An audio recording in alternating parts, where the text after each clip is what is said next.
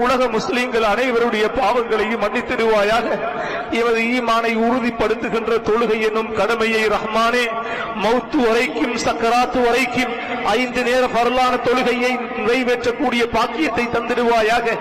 தொழுகை இல்லாதவர்கள் காபிர்கள் என்றும் அவர்களுக்கு இஸ்லாத்திலே எந்த பங்கும் இல்லை என்றும் அவர்களுக்கு கடுமையான தண்டனை இருளகில் இருக்கிறது என்றெல்லாம் ஹதீஸ்களில் காணுகின்றோமே ரஹ்மானே, இந்த கொடிய பாவத்தை தைரியமாக செய்யக்கூடிய நிலவிலே எங்களை ஆக்கிவிடாதே அல்லாஹ். அல்லாஹ் எங்களுடைய ரிஸ்குகள் அந்த வானத்திலே இருந்தால் அவைகளை உடனடியாக நமக்கு இறக்கி தருவாயாக.